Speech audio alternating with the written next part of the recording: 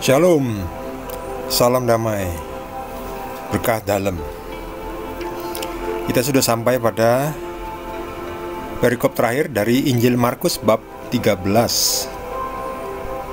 Perikopnya dengan judul Nasihat supaya berjaga-jaga. Hati-hatilah dan berjaga-jagalah, sebab kamu tidak tahu bila manakah waktunya tiba. Dan halnya sama seperti seorang yang bepergian, yang meninggalkan rumahnya dan menyerahkan tanggung jawab kepada hamba-hambanya, masing-masing dengan tugasnya, dan memerintahkan penunggu pintu supaya berjaga-jaga. Karena itu, berjaga-jagalah, sebab kamu tidak tahu bila manakah tuan rumah itu pulang, menjelang malam, atau tengah malam, atau larut malam, atau pagi-pagi buta, supaya kalau ia tiba-tiba datang, jangan kamu didapatinya sedang tidur. Apa yang kukatakan kepada kamu, kukatakan kepada semua orang. Berjaga-jagalah. Demikianlah sabda Tuhan.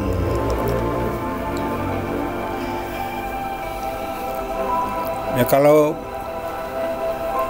tuan rumahnya pergi, yang menjaganya di rumah, ya kita bisa memahaminya ya normal ya kalau sedang tidur ya. Kalau datang misalnya jam 3 pagi ya, kecuali tuan rumahnya telepon dulu kan, telepon dulu, kasih tahu WA, hey, saya sudah sampai di stasiun, 1 jam lagi saya akan sampai rumah ya, tolong disiapkan pintu, dibukakan. Lalu siapkan juga saya tempat tidur saya, kamar saya dirapikan ya. Ya kalau tuan rumahnya seperti zaman sekarang ini ya, enak ya, diberitahu. Kan biasa kita kan kalau bepergian kan kita telepon dulu, dari misalnya sudah sampai di stasiun kan, hampir sampai. Ya kira kurang lebih setengah jam lagi sampai rumah ya, lalu kita telepon. Mungkin juga telepon minta dijemput. Jadi tidak ada istilah dadakan. Tapi kalau Tuhan beda, ya Tuhan tidak seperti itu. Jangan disamakan seperti manusia yang seperti itu. Tuhan dan manusia beda cara melakukannya. Kalau Tuhan datang secara tiba-tiba, ya, makanya kita harus berjaga-jaga. Nanti enak soalnya kalau kita diberitahu, nanti kita tahu kapan kita dipanggil Tuhan.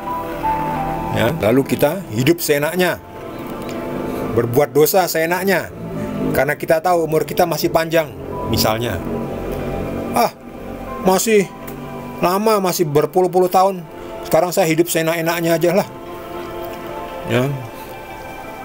Nanti 1 hari atau seminggu sebelum saya mati, baru saya tobat, atau 3 hari dah, bahkan 3 hari tergoda lah. Oh masih 3 hari, ya 2 hari lagi kita bersenang-senang lagi lah, sampai hari terakhir.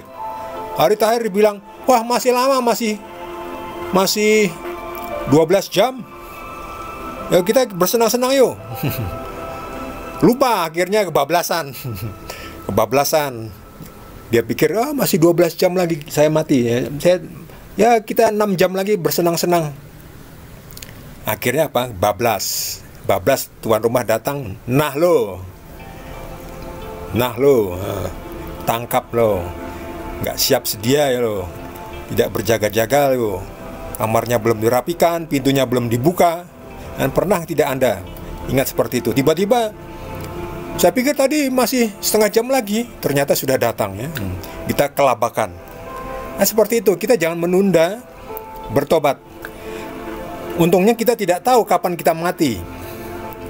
Ya kita bisa mati 1 menit setelah sekarang ini, bisa mati, atau 1 jam, atau nanti malam, atau besok pagi. Kita tidak tahu. Untuk itu Tuhan Yesus mengatakan berjaga-jagalah. Ini kukatakan kepada semua orang, tidak hanya kepada kamu. Berjaga-jagalah.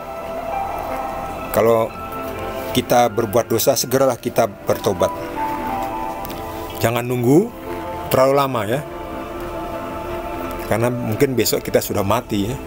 Kalau kita mati dalam keadaan dosa, waduh, cilaka. Berjaga-jagalah.